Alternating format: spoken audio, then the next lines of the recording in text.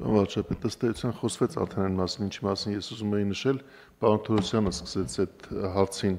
մոտենալ, մենք երբ որ իհարկե սա նաև կառավարության ծրագրի վերաբերյալ հաշվետվությունը, երբ որ ազգային ժողով տանենք այն ժամանակ կարելի է արդեն քանակապես ճիշտ չափել եւ ասել, բայց այն բազմաթիվ մարդիկ, ովքեր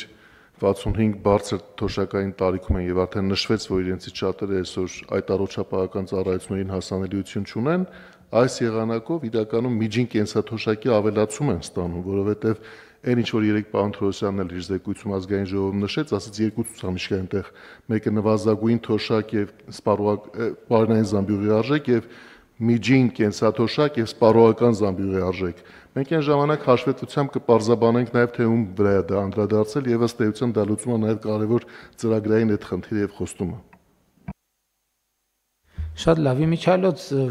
խորհրդանում վիճկոմին լավ քննադատում էին, դուք այնտեղ չէիք, պարոն Նացականյան, որ արձագանքեիք, բայց ես առաջարկել եմ, որ դուք գնաք իրանց այդ հանդիպումների ժամանակ արձագանքեք։ Էլ ասում են, որ մենք ձեր վրա ճնշումներ ենք գործադրում, որ դուք թվեր նկարեք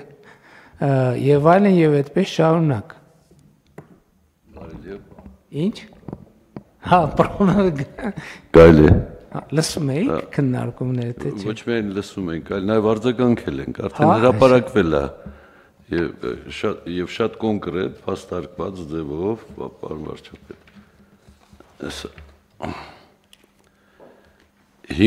Վիճակագրական կոմիտեն հիմնազուրկ է որակել ընդդիմադիր պատգամավորի մեղադրանքները, հրապարակվել է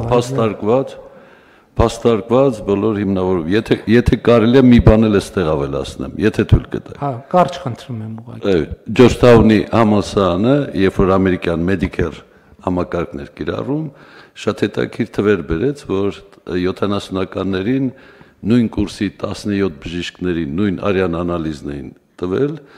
ախտորոշման համար, 8 տարբեր ախտորոշում էին ստացել։ Իսկ 2000-ականների կեսին, երբ որ թվայնացրել են, այլ շրջանավարտների արդեն նույն ախտորոշումն են ստացել, այնպես որ թվայնացումը օգնում է, իհարկե արհեստական բանականություն այն ժամանակ դեռ չկար։ Շնորհակալություն։ Շատ լավ։